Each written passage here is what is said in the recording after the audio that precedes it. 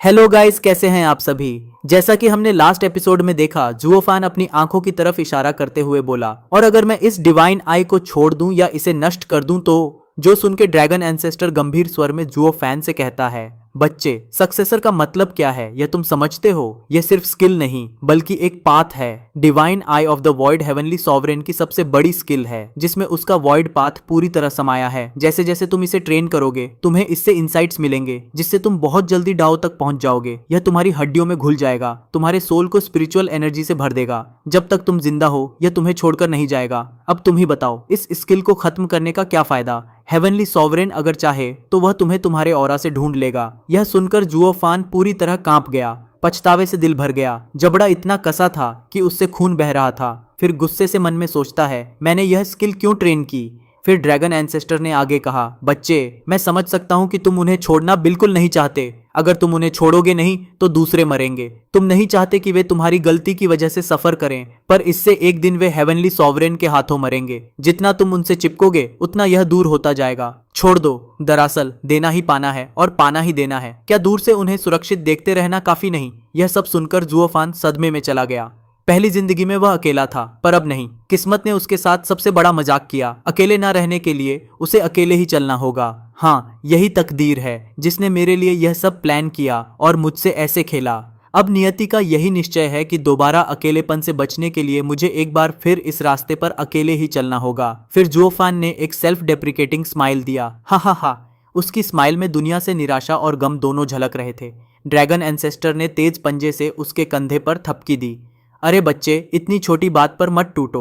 Heavenly sovereign ताकतवर है, पर इनविंसिबल नहीं। जब तक तुम मेरी सलाह मानोगे, हम सीक्रेट बीस्ट्स उसे हरा देंगे। फिर तुम भी अपनी इस दर्द को पार कर लोगे। लेकिन उससे पहले छोटी छोटी चीजों में मत फंसो। हमेशा मेरी बात सबसे ऊपर रखो। इतना कहते ही वह जुओफैन को अपनी डेसिमेटिंग गोल्डन फायर दे देता है। जैसे ही उसने दिया, जुओफैन का शरीर गोल्डन फायर में जल उठा। फिर एज्योर फ्लेम भी प्रकट हुई। पर्पल लाइटनिंग की चकाचौंध और क्योलिन की रेड एनर्जी भी साथ आई। चारों सीक्रेट बीस्ट्स की पावर्स एक साथ ही बाहर आ गईं। यहाँ तक कि ड्रैगन एंसेस्टर भी रुक गया।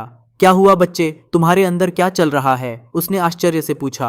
तभी एक पिच ब्लैक एनर्जी वहां पर बनने लगा।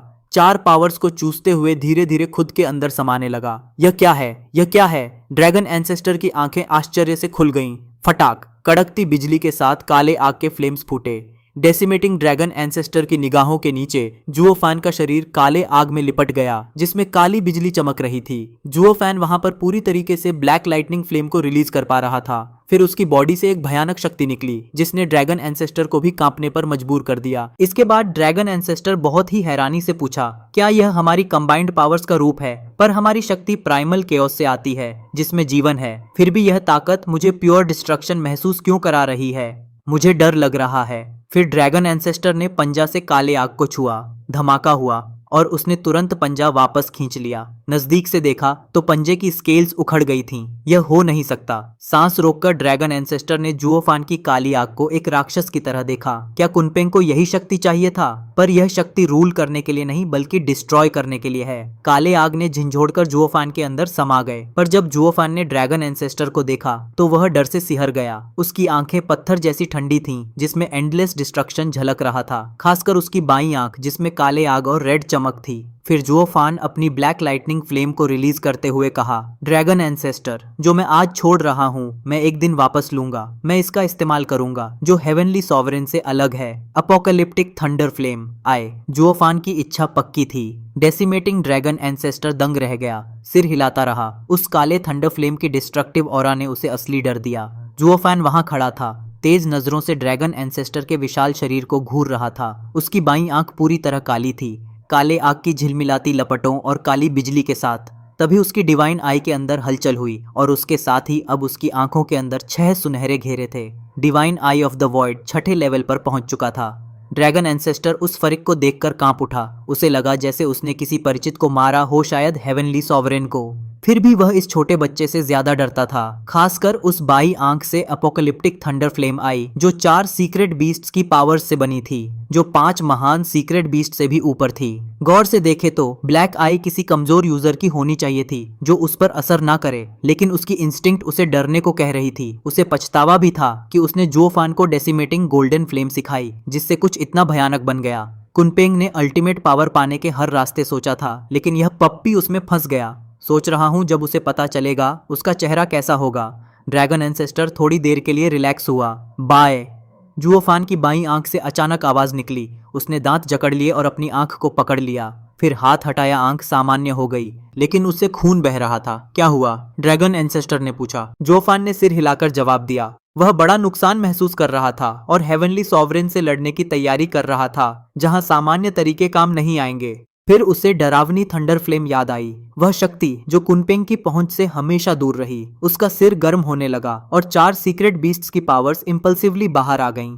जोफान ने डीमन ट्रांसफॉर्मेशन आर्ट से उन्हें जोड़ने की कोशिश की, जैसे उसने येन से लड़ते समय किया था, लेकिन जब सफल हुआ उसने महसूस किया कि थंडर फ्लेम वाकई भयानक है। उसका शरीर इसे सहन नहीं कर पा रहा था। वह इसे अंदर नहीं रख सकता, वरना यह उसे जला देगा। तो उसने सोचा, जब यह खुद बिखरेगा तो इसे कैसे कंट्रोल किया जाए। थंडर फ्लेम उसकी अपनी शक्तियों से बना था, क्योंकि यह उसकी ही सोर्स थी। यह वापस आएगा और छोटी सी चिंगारी से फिर जल सकता है। यह डबल ड्रैगन गैदरिंग की तरह टेम्पररी नहीं था। क्या मैं आग के साथ खेल रहा हूं? जोफान ने मन ही मन कहा। भाग्यशाली था कि तभी divine I of the void की स्किल उसके दिमाग में आई। यह स्पेस और एम्प्टीनेस पर जोर देती थी, सब कुछ समेट सकती थी। तभी वह divine I of the void के छठे स्तर वॉइड डोमेन में चला गया। वॉइड में ऐसा स्पेस बना जो हेवनली सॉवरेन की नई दुनिया जैसा था, जो वह बनाना चाहता था। फिर उसने अपोकलिप्टिक थंडर फ्लेम आई के बारे में सोचा और समझ गया। वॉइड डोमेन उसकी बाईं आंख में था और थंडर फ्लेम को संजोकर रखता था, जिससे एपोकलिप्टिक थंडर फ्लेम आई बनता है। अब साफ था कि हेवनली सॉवरेन क्यों कहता था divine I of the void को समझकर ही पर्पल लाइटनिंग और गोल्ड आई ट्रेन हो सकते हैं। यही रहस्य था। लेकिन कोर स्किल सीखते समय दुर्घटना हुई। थंडर फ्लेम आई ने विद्रोह कर दिया। उसकी बाईं आंख को चोट पहुंची। क्या थंडर फ्लेम वॉइड डोमेन को सहन करने के लिए बहुत शक्तिशाली या अस्थिर है? क्या मैं 5वें सीक्रेट बीस्ट की पावर मिस कर रहा हूँ? क्या थंडर फ्लेम आई अधूरी है? डेसिमेटिंग ड्रैगन एंसेस्टर की आंखें चमकी और उसने सांस ली। शुक्र है कि थंडर फ्लेम पूरा नहीं है, वरना बच्चा हेवनली सॉवरेन से भी ज्यादा खतरनाक हो जाता, या फिर हम खुद के बनाए भयानक डिजास्टर को बुला रहे होते। दोनों अपनी अपनी सोच में डूब गए। जब घायल आंख ठीक हुई, जोफान ने खून से भरे आंसू पोंछे और भारी आवाज में बोला, ड्रैगन एंसेस्टर, आपने कहा था कि आपके पास एक प्लान है। क्या है? जब आप इतने आसानी से पकड़े गए तो आप क्या कर सकते हैं?